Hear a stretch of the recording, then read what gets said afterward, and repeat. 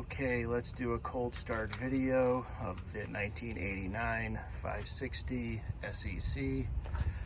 The car has been sitting. Everything is cool, as you can see, right down to the exhaust headers. All right, let's give it a whirl.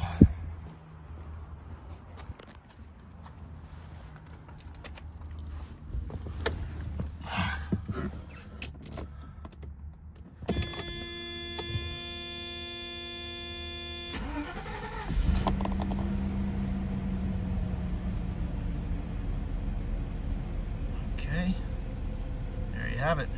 Usually starts a little high and then settles down.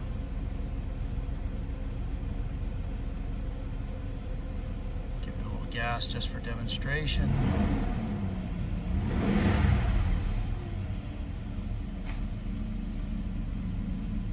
There you go.